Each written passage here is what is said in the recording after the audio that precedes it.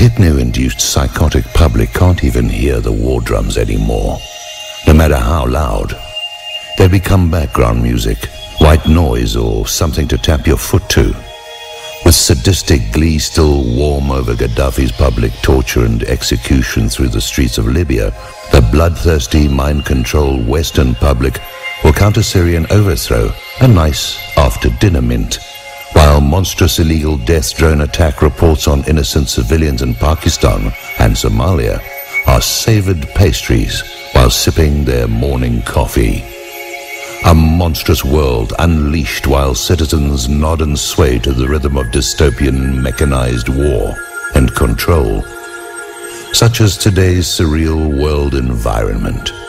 10 years of genocidal wars, and now these latest barbaric atrocities in Libya have made their inroads even broader in the Middle East and even more in the human mind.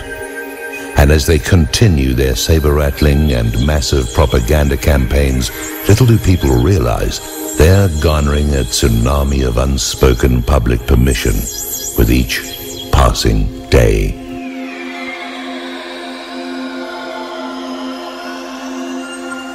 What few are realizing in a war with Iran will no doubt initiate at least a limited nuclear conflagration, the effects of which will change history forever.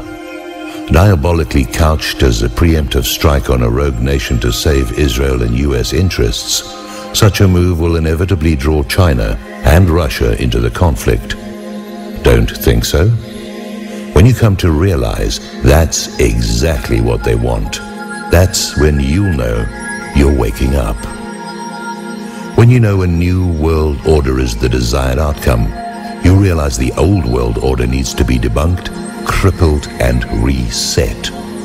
The global financial and economic structure has been brought to the brink. Sovereignty is being scuttled worldwide, and the population is taking to the streets. Need I say more?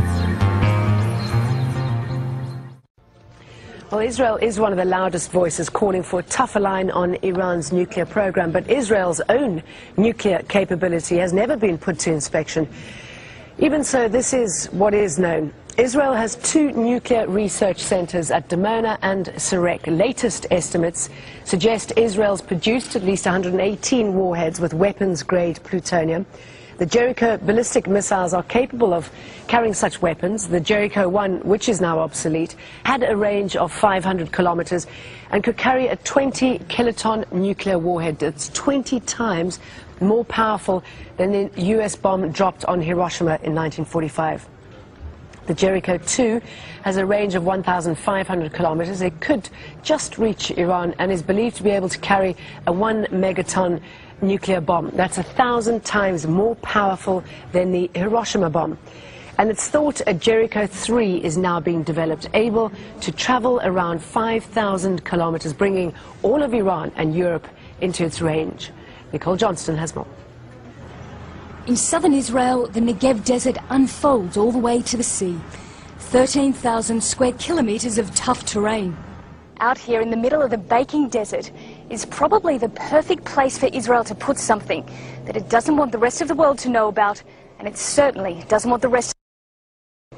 And that something is the Nuclear Research Center Negev, also called Dimona. Shrouded in secrecy, this facility is closed to inspectors from the International Atomic Energy Agency, and that's because Israel has never signed the Nuclear Non-Proliferation Treaty. John Large is a nuclear expert and says despite the election of President Obama in the US, it's unlikely Israel will ever come clean about exactly what goes on at Dimona. You can't change the lobby, the industrial military complexes of America, that incredibly powerful political group. Your generals don't change. They take years to change. Your president can change quickly. Generals take years to change. And it's the... But do Israelis think they need it? And would they be willing to give it up for a nuclear-free Middle East? We went to the city of Dimona, around 10 kilometers from the nuclear facility. Here the people we spoke to support the country's nuclear research program. But we asked them, given the official silence surrounding it, if they'd like to know more about it. No, I don't want to know what I have in Israel. but I have to work that I have a strong Israel, and it's very good for me. Amir Beton's mother worked at the Dimona plant, and he sees no reason for Israel to join the Nuclear Non-Proliferation Treaty or to allow IAEA inspectors into the country. If it's come all the inspectors over there, all the country can see what you have over there. It's not good. But not everyone we met was content to stay in the dark about Dimona. I think some more information about it would be good. I think it'll be progressive. I think it'll be very essential if we get a little more information. That way we can know what we're dealing with. Israel maintains an official policy of ambiguity, neither admitting or denying it has nuclear weapons. The work of the Dimona facility is secret and its employees silent. Analysts say Israel is not developing its nuclear program on its own. So clearly to maintain and develop its nuclear weapons and its missile and delivery system requires overseas help. And that overseas help, although it's clandestine, clearly has some sort of state assurance behind it. The city of Dimona is as close as you'll get to Israel's research centre. And while the West focuses on Iran, Israel's nuclear program goes on unchecked, far from the spotlight. Nicole Johnston, Al Jazeera, Dimona.